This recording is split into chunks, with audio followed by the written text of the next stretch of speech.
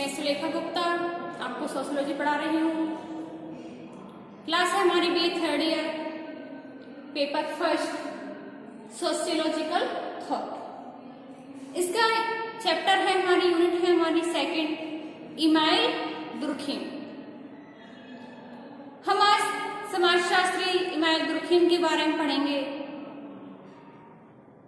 Email Durkheim, इन्होंने समाजशास्त्रियों के रूप में अपनी महत्वपूर्ण भूमिका निभाई है। इनको महत्वपूर्ण समाजशास्त्री माना जाता है।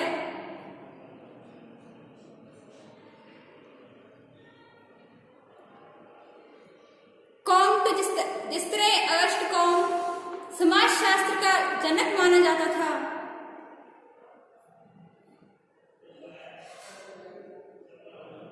परंतु इमाइल दुर्खिम अपने जीवन काल में अगस्ट कॉम्टे को बौद्धिक और शैक्षणिक तरीके से कोई विशेष मान्यता नहीं दी। इसके बाद भी दुर्खिम वे पहले विचारक थे जिन्होंने अपनी बौद्धिक प्रतिभा के साथ शैक्षणिक स्तर पर विशेष सम्मान पाने में सफलता प्राप्त की। और फ्रांस में इमाइल दुर्खिम समाजशास्त्र के प्रथम प्रोफेसर बने। समाजशास्त्र के प्रथम प्रोफेसर बनने का गौरव इमाइल दुर्खिम को प्राप्त हुआ। इसी कारण दुर्खिम पहले शैक्षणिक समाजशास्त्री के नाम से जाने जाते हैं। दुर्खिम से पहले अगस्ट कॉम्टे और स्पेंसर ने समाजशास्त्र को एक स्वतंत्र विज्ञान के रूप में स्थापित करने का बहुत प्रयास किया, परंतु दुर्खिम भी पहले विद्वान थे जिन्होंने समाजशास्त्र को एक वैध तरीके से वैध रूप देने के लिए विभिन्न सामाजिक विज्ञानों के बीच इसे एक स्वतंत्र विज्ञान के रूप में मान्यता दिलाने में सफलता प्राप्त की।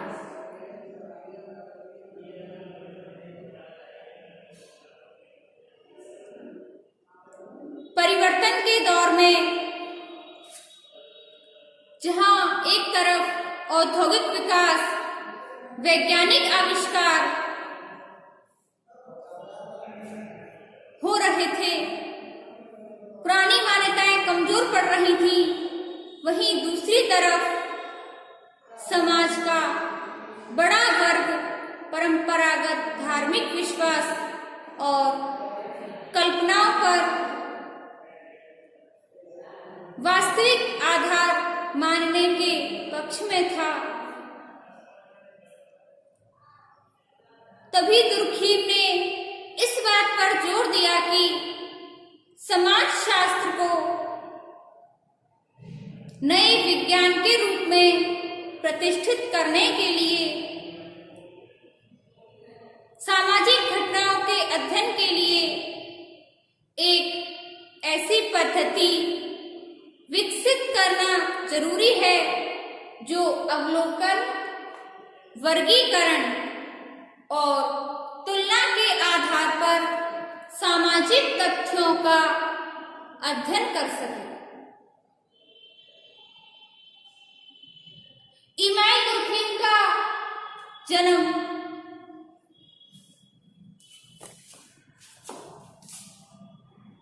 15 अप्रैल 1858 को हुआ था।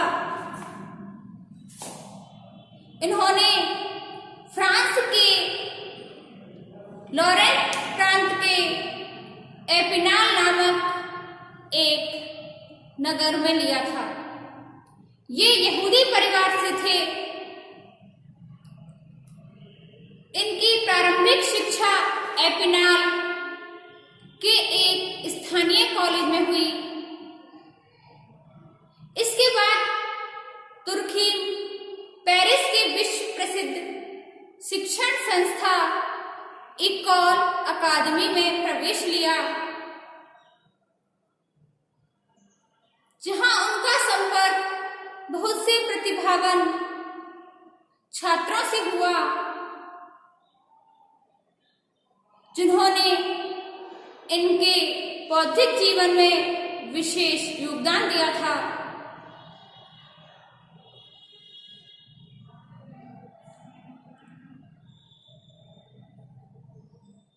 इकोल अकादमी में इमाइल दुर्खीम पर प्रोफेसर वुत्रॉक्स के विचारों का इन पर बहुत प्रभाव पड़ा, क्योंकि विभिन्न इकाइयों की अंतःक्रिया और सम्मिलन से एक नई वस्तु का निर्माण होता है। वुत्रॉक्स समाज को एक ऐसी सत्ता के रूप में देखते थे जिसकी व्याख्या मनोवैज्ञानिक या जैविकीय तथ्यों के आधार पर की जा सकती थी।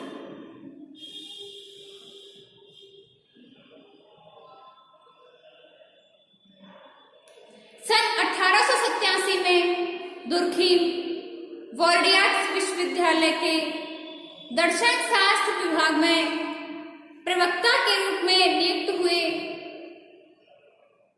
लेकिन सामाजिक विज्ञानों के प्रति दुर्खीम की रुचि देखी तो इस विभाग में समाज विज्ञान का पाठ्यक्रम भी आरंभ कर दिया। यह एक आश्चर्यजनक घटना थी, क्योंकि लगभग 10 वर्ष पहले इसी विश्वविद्यालय में दुर्खीम के समकालीन समाजशास्त्री अल्फ्रेड एस्पिनाच के शोध प्रबंध पर आपत्ति की गई थी।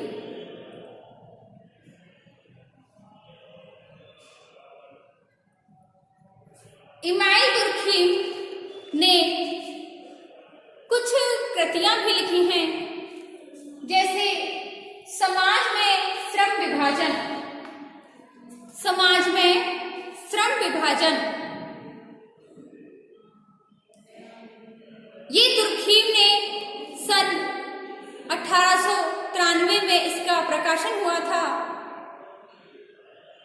यह पुस्तक उन्होंने पीएचडी की उपाधि के लिए लिखे गए शोध प्रबंध पर आधारित थी। जब इमाइल दुर्खीम पीएचडी कर रहे थे, तब शोध कार्य करने के लिए उन्होंने समाज में श्रम विभाजन नामक प्रकाशन पर एक लेख लिखा था। श्रम विभाजन को एक आर्थिक विषय माना जाता है।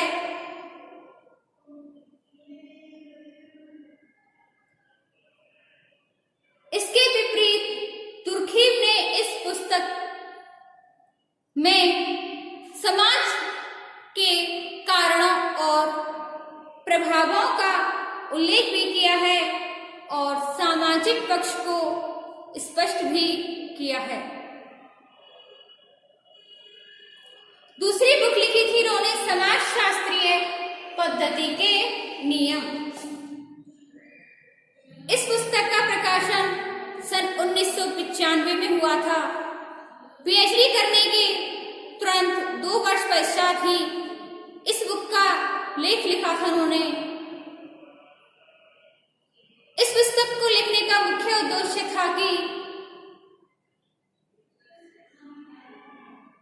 अन्य विज्ञानों की तरह कुछ वैज्ञानिक पद्धतियों की सहायता से सामाजिक घटनाओं का भी पक्षपात रहित होकर अध्ययन किया जा सकता है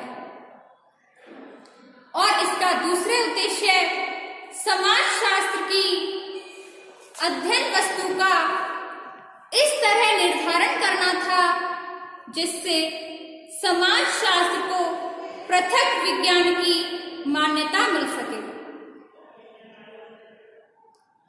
इस उद्देश्य को पूरा करने के लिए दुर्खीम ने अपनी इस पुस्तक के आरंभ में ही, शुरुआत में ही यह स्पष्ट किया कि समाजशास्त्र की वास्तविक अध्ययन वस्तु सामाजिक तथ्य है। इन्होंने अपनी तीसरी बुक लिखी थी द सुसाइड, यानी कि आत्महत्या। दुर्खीम ने यह पुस्तक अपनी सन 1897 में लिखी। इन्होंने आत्महत्या को एक सामाजिक तथ्य मानते हुए इसके विभिन्न प्रकारों का विस्तार से स्पष्ट किया था। इन्होंने अपनी चौथी बुक धार्मिक जीवन के प्रारंभिक स्वरूप, जो कि सन 1912 में प्रकाशित हुई थी, इस पुस्तक को आज भी धर्म के समाजशास्त्र का प्रमुख आधार माना जाता है। दुर्खीम ने जनजातीय धर्म को धार्मिक जीवन तथा उससे संबंधित विभिन्न प्रकार के विश्वासों और अनुष्ठानों को धर्म का प्रारंभिक स्वरूप मानते हुए इस पुस्तक में धर्म के प्रकारों का वर्णन किया है।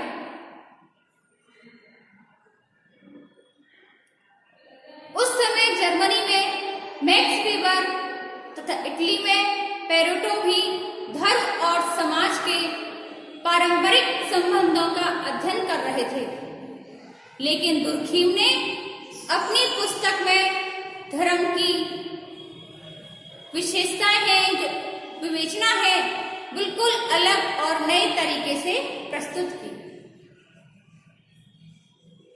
इसी के साथ उन्होंने अपनी कुछ शिक्षा तथा समाजशास्त्र, समाजशास्त्र, दर्शन शास्त्र, शिक्षा नीति, फ्रांस में शिक्षा शास्त्र का विकास आदि पुस्तकें भी प्रकाशित की थी। तो स्टूडेंट्स, आज हमने इमाम दुर्खीम के बारे में जाना कि उनका जन्म कब हुआ, उनकी कृतियां क्या थी। आज के लिए बस इतना ही। इससे आगे हम देखते हैं अपनी नेक्स्ट वीडियो में।